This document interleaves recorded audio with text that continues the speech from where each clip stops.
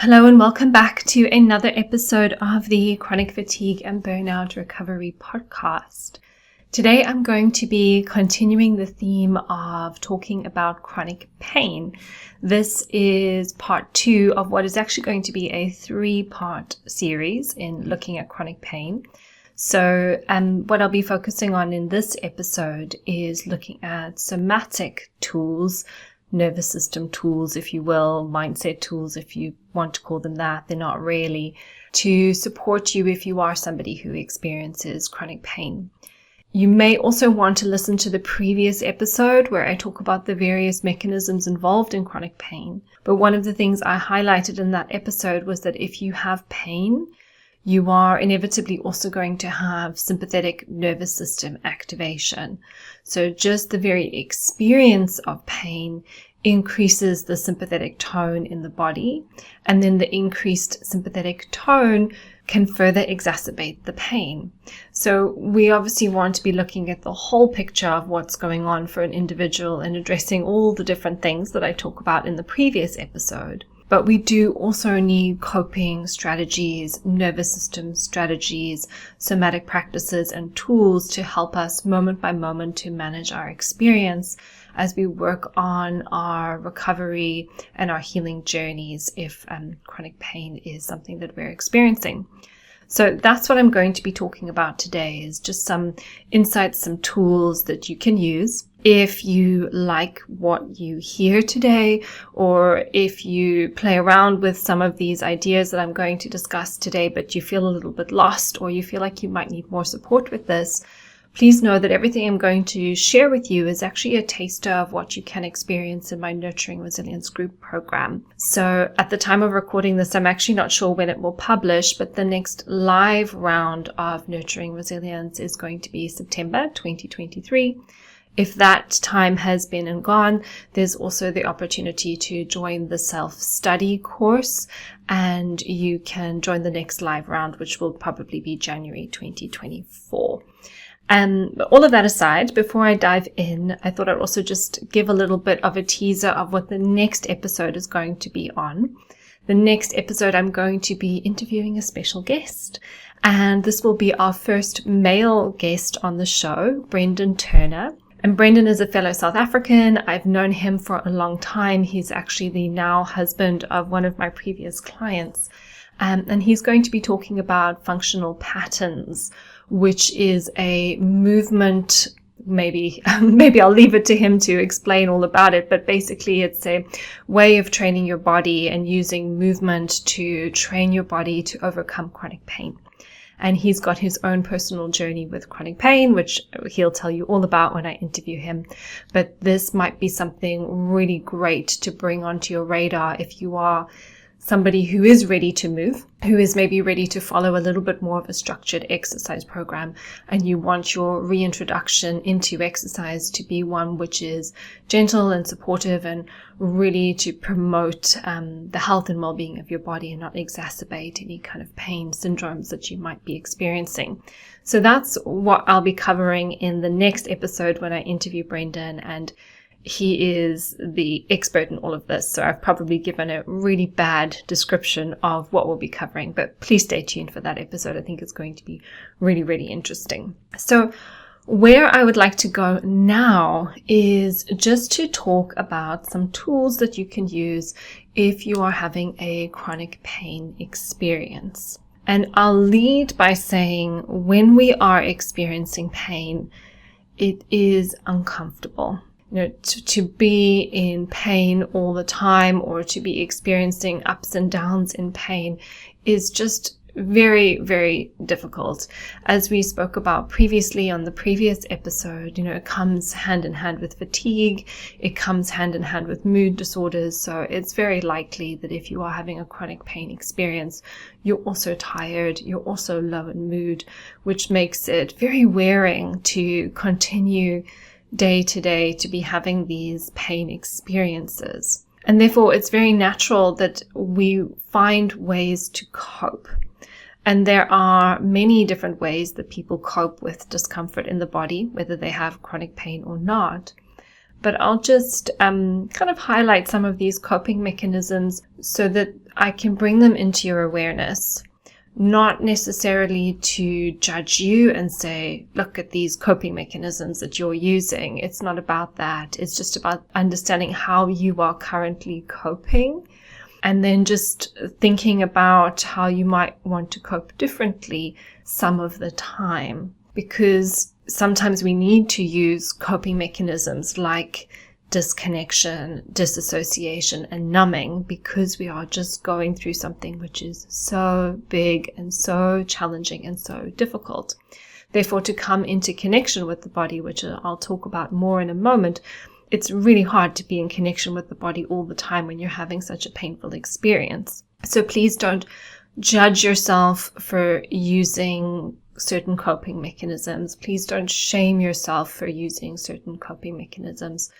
The whole point of healing, or one of the things we really want to do in order to heal, is to be able to meet ourselves where we're at and just have a lot of tenderness and compassion for wherever we are in the journey. So on the note of those coping mechanisms, I've kind of dropped them in anyway, but one of the main things I'm observing in the clients that I'm working with one-on-one and in the Nurturing Resilience group is there is a tendency to go a little bit more into a freeze state. And whether that freeze state is just, part and parcel of the chronic illness experience or due to the pain specifically, I don't know, which one it is, but it's part of the picture to be in a little bit of a freeze. And with that freeze, we get disconnection from the body. So even though there's pain, we can still be aware that there's pain there, but also disconnecting from the body and some of the other sensations, the other things which are going on quite a lot. There can also be disassociation, again, just disassociating from the body, just taking the mind off somewhere else. There can be numbing behaviors. Those numbing behaviors could look like eating certain foods to kind of zone out or numb out. Or it could look like drinking, or watching lots and lots of TV, or scrolling on Instagram, or gambling. There's so many different ways that we can kind of numb out a bit. And as human beings, we all numb out to a certain extent. So it's really important to understand when numbing out is actually just exactly what we need in the moment, because we're so overwhelmed. And getting stuck in a cycle of the go-to is to numb out all the time, and we don't have any other ways to cope with discomfort. And then ultimately, all of these different behaviors are a result of our capacity to be with pain. The pain is really uncomfortable. It's very activating to experience the pain. And depending on our capacity, we'll either, do these things more and more in our lives, or this disassociation, disconnection, or numbing behaviors, they will become more dysfunctional in our lives, depending on our capacity. So part of healing is about growing the capacity of the body. And as we grow the capacity of the body, we have more tolerance for pain, which means we can hold the experience of pain, and we rely less on unhelpful behaviors like the disconnection, the disassociation, and the numbing. Although it's unrealistic to expect those behaviors to go away completely, we just want to have access to more choices. Sometimes we'll disconnect, sometimes we'll disassociate, sometimes we'll use a numbing behavior. But when we have more choice in the system, we can maybe engage with some of the other practices, which I'm going to share with you today. And so there are 5 things I'm going to share with you. And they're on a scale that you would want to build up to. So you would start with the first thing. When the first thing feels like it's comfortable or okay, then you can move to the second, and so on, and so on, and so on. So basically, as you progress through the different things I'll talk you through, you're expanding your capacity. Because depending on where your body is right now, to jump to exercise number 5 before doing 1, 2, 3, and 4 may just be too much for you. So remember that the nervous system cannot be rushed. You cannot pressure yourself into healing. It's just meeting your body where you're at with love and tenderness and compassion and taking it one step at a time. And so there may be people listening to this podcast who can jump straight into number 5. And those people are people with more resilience. And then there may be people who find just step 1 very, very challenging. And those are people with just less resilience and less capacity. But wherever you are on the scale, know that you have plasticity to change and grow and build your capacity. And again, this is what we spend a lot of time doing in the Nurturing Resilience program, is working with some of these skills and then stretching the nervous system a little bit further, and then stretching the nervous system a little bit further. So gently and slowly over time, we're able to cope with more and more. And in this case, more and more pain. We're able to hold more and more pain without becoming as dysregulated. So the first thing is to start to build healthy connections outside of ourselves. So we're not even going into the body yet. When somebody has chronic pain, connecting to the body is going to be potentially very overwhelming and very uncomfortable. And I've worked with clients like this. The moment I ask them to just feel a little sensation or something in their body, it's just too much. And so the first thing we want to do is, instead of disconnecting, disassociating, or turning to a numbing behavior like eating or scrolling or drinking, etc., we want to begin by building healthy connections outside of ourselves. And that could be just, if any of you follow me on Instagram, you probably know I have a cat, and I have a very needy cat who loves to sit on top of me when I'm trying to work, when I'm trying to relax. Just at any moment in time, if I'm sitting still, the cat wants to come and sit on top of me, which is not always very convenient. But anyway, when Jacob, my cat, comes to sit on me, and I can just be with him and stroke him and put my hands on him and just breathe a little bit with my hands on him, that's a healthy connection. But as I'm sitting here recording this podcast for you, I'm looking out of my window, and fortunately I'm on the 3rd floor, so all I can see is just like beautiful tops of the trees and then sky. And as I look out of my window and I look at the trees and I look at the sky, that's a healthy connection, a connection with nature. And sometimes if I walk down to the beach or whatever, and I walk through the trees and I just look around, I'm like, wow, nature is so cool. It's like so beautiful here. And that's a healthy connection. And so any kind of little connection that you can make with a person, a pet, something in nature, music is another one. So listening to a beautiful song that you like, any kind of little healthy connections that you can make, the more the better, can be really, really good. Just to take our focus away from the pain and towards something that is more regulating for our system. And then you can expand this to, bigger things in your life. For example, in my own healing journey, I would have a lot of chronic pain in my left shoulder and the thoracic spine, and sometimes my neck and my jaw. And every time I went into the cold ocean, I would be pain-free. And I would probably be pain-free for like a couple of hours afterwards.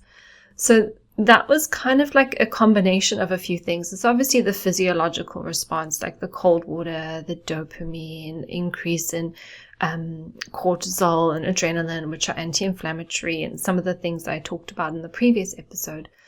But it was also more than that, in that I love water. I'm a water sign.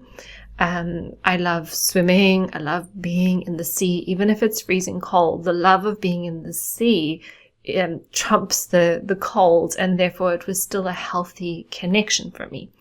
So ultimately, these healthy connections can be small little moments where we connect with a person, a place, nature, a plant, an animal, some beautiful music, or it can be like bigger things, doing more things in our life that are maybe, quote, healthy distractions.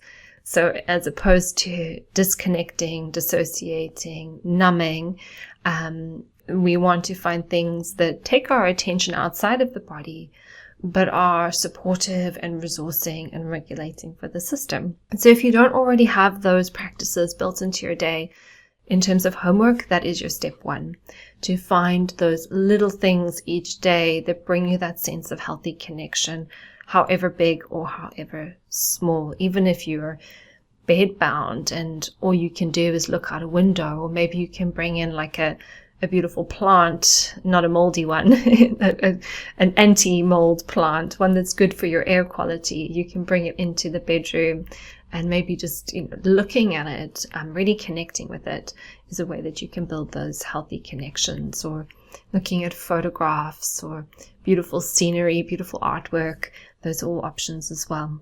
So once you've started to build healthy connections outside of the body, the next step is to start to have short, manageable moments of connection with the body.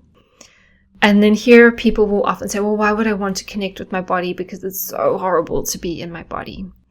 And the challenge I would like to set you is to look for those things that either feel neutral or there's a relative sense of okayness. So if someone is in chronic pain, or if someone is in a lot of discomfort relating to their illness experience, my invitation is to say, is every single inch of your body uncomfortable?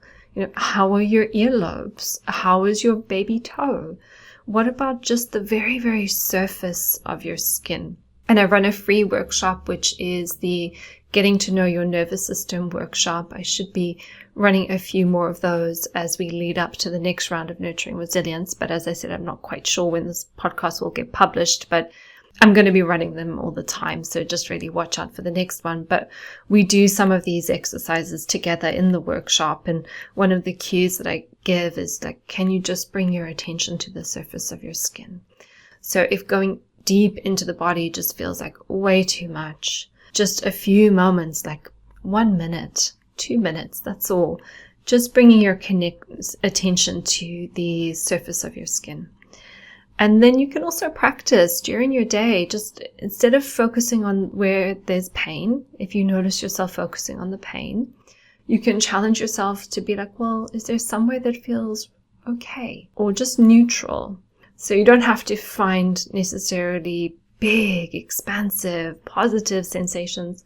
It's just trying to find that relative sense of okayness or neutrality in the body. Because as human beings, we have a negativity bias. The survival brain is constantly going to be orienting to danger and threat. And if that danger and threat is in the body, you'll constantly be orienting to those parts of you which are the most uncomfortable. So we just want to retrain the brain a little bit to orient to other parts of the body where there is a sense of okayness. So what we've done is we've started to build healthy connections outside, and now we're starting to build healthy connections inside the body. And so then what you can play around with, this is kind of like point 2.5 before I move on to point 3, is you can build those healthy connections outside of the body, and then maybe start to notice how as you do that, you notice something a little bit more positive, a little bit more okay, a little bit more neutral even inside your body. So what you're doing is you're building a connection between the outside world and the inside world. So then point 3, once we've started to spend enough time with these more pleasant sensations, we may be ready to move towards the edges of discomfort. So what we're wanting to do is, instead of opting to disconnect, to disassociate, or to numb out, or to overly distract ourselves, we're starting to train the body to be okay with a little bit of discomfort or pain. So we've spent some time building the healthy connections. We're starting to build the healthy connections inside the body so that we at least have some place inside the body that feels relatively okay, neutral, or safe. And then from that place, maybe just come to the very edges of where you notice the discomfort in the body. And you might just go there for like 30 seconds, 1 minute, And then you can come out, you can go back to where it feels okay in the body, or you can go outside of the body and connect to something outside of yourself. So as time goes on, maybe you're going to build up, like how long can you stay on the edges of that uncomfortable place? And just remembering not to push the body too hard here. So the guidance I'm usually giving my clients is do like 3 to 5 minutes of like a whole practice 3 to 5 times a day. So that might just be 1 minute building a healthy connection outside, 1 minute building a healthy connection inside, 30 seconds with the discomfort, and then coming out again. But we can then extend that over time. And so we're spending a little bit more time or building our capacity and tolerance to be with discomfort. And then the next piece of this puzzle, part number 4, is maybe having a little bit of a play with seeing if you can hold positive or relatively okay or neutral sensations, hold those in your awareness, and also hold the uncomfortable sensations in your awareness. So this is what we call dual awareness. So for example, sometimes when I had a lot of jaw pain, I would lie on my yoga mat, just sort of lying down, having a rest, doing a little shavasana or some restorative yoga. And I would, first of all, I would notice the pain in my jaw and it would feel overwhelming and dysregulating. So I'd be like, okay, where in my body is there a relative sense of safety? And like, oh yeah, my belly just feels open and relaxed and it's just moving up and down. So I'd stay with the belly moving up and down, and then I would bring in the jaw. So I'm still with the belly moving up and down, but I'm also just bringing the jaw sensations into my awareness. And this may not happen for you, but what would happen for me was that over time that jaw sensation would subside and there would be a little bit more regulation in my system. However, some people, they may just have to hold that dual awareness for a minute or so and then go back to the belly again. So you can play around with that. And then the final thing number 5, is just to spend more time holding space for the discomfort. And as you do that, you can then start to follow the needs of the body. So again, in my own journey, maybe I would have like a headache or some jaw pain or some shoulder pain. One of the things I used to do a lot was just put on some beautiful music. As a yin yoga teacher, I would have a lot of playlists that I used for my yin classes, and they were such great resources for me in my fatigue recovery journey because I always just had a playlist accessible with some beautiful, slow, relaxing music. And so I'd have the music on and I would just lie down, whether that was on a yoga mat on the floor, which is very grounding, or on a bed, and I would just listen to the music. And as I listened to the music, which was resourcing and a healthy external connection, I would just hold space for the uncomfortable sensations in my body. And this is something you have to build up to, because for some people, just going into the uncomfortable sensation is going to be a lot to begin with. But as your capacity improves, you'll be able to hold that sensation in your awareness for a longer time. And then as you do this, something might happen. You may just notice that there's a natural easing of the symptoms. The symptoms may still be there, but there's more regulation in your body as a whole. Or what might happen is the body wants to do something. There might be just like a stretch or a movement or a big breath or a yawn or a gurgle in your belly, or something else may happen. Maybe you'll just naturally feel like, oh, I really just want to put my hand on my shoulder or my hand on my head or just hold myself. So as you're holding the discomfort, there's an invitation to ask these parts of the body, what do you need? What can I do for you right now? And that's when maybe there's just a breath, or there's a kind little mantra that comes through, or there's a gentle touch, or there's a movement or a stretch, or something else comes through.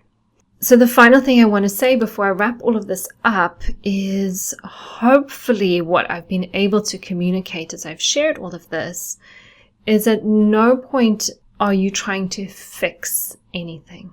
You're not trying to get rid of the pain. You're not trying to get rid of the sensation. You're not trying to send it love and make it go away. You're just holding space for what is. And you're just allowing it to be. And that's what we really want to build capacity for. We want to build capacity to allow what is to be there. And then if we can allow the pain to be there and we're okay with it because we have the capacity to hold it, that's how we can interrupt that sympathetic nervous system runaway train. The very nature of having the pain increases the sympathetic tone of the body. But then if we're becoming judgmental and we're trying to fix the pain, or we're pressurizing ourselves not to have this experience, we become further activated and agitated. But if we can allow the pain to be there and the pain feels manageable and tolerable and within our capacity, we're bringing in some parasympathetic tone to help the system balance. And that's really what the goal of these exercises are. So on that note, my encouragement is to go away and give them a try. And remember to try them in order and go gently at the pace of your system. So the first thing I suggested was building the connections outside of yourself, and then transitioning into finding those places inside of you which feel okay, good, or neutral. Once you've built enough capacity there, allowing yourself to play with coming to the edges of discomfort. So you come to the edges of the discomfort and you move away. And you come to the edges of discomfort and then you move away. And then you can play around with holding both positive sensation in the body and an uncomfortable sensation in the body. And then as time goes on, building up more time, holding on to the uncomfortable sensation. And you can use music, to support your system if that's what works for you. There may be some other tools that work better for you, but also just remembering each time to finish on what feels good. So as you have been with the discomfort, you maybe want to then either find somewhere in your body that feels okay, or resource to something outside of you that feels okay as you're finishing up your little practice. So I hope that has been useful and insightful. Give it a try. Feel free to let me know how you got on. And of course, if you want more help and support with this work, there's always the option to join the Nurturing Resilience Group program. I will see you in the next episode. And until then, take care.